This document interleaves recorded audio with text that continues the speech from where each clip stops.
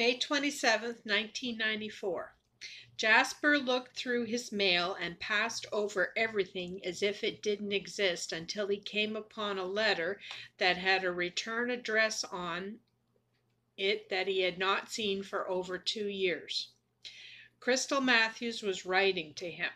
With piqued interest, he tore it open and read, "Dear Mr. White, when we last spoke, your choosing another girl over me dealt a very crushing blow, and for 4 months after I had a very hard time to understand why the Lord would lift my hopes only to dash them.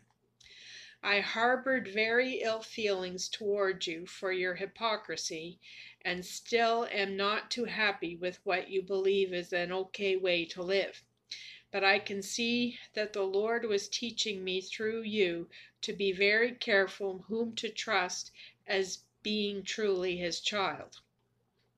I once thought David Armstrong was one to look out for and knew I could trust. However, today I believe just the opposite, and if the Lord wills, on August 6th, David and I will be married. I trust you will someday amend your ways so you too can be as happy as I am in finding the Lord's perfect will. In Christ's love, Crystal Matthews."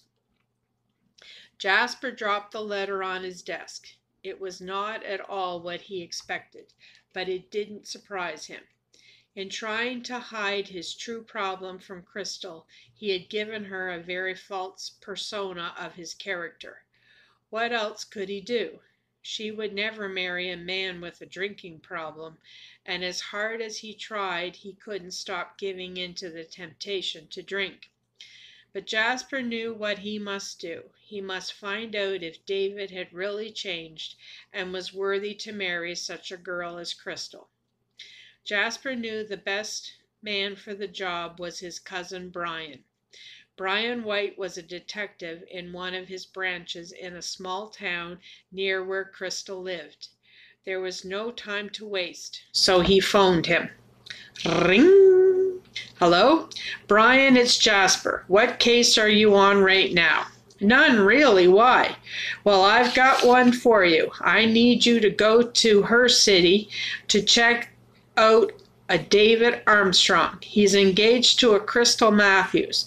All I know about him is he works in a bank.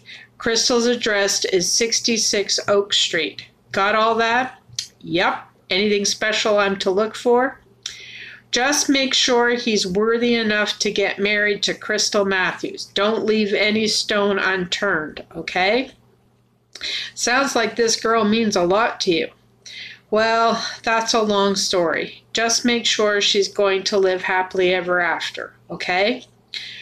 "No problem, Jasper. Just leave it to me. If this guy even has a speeding ticket, you'll know about it." "Thanks, Brian. You'll never know how much this means to me."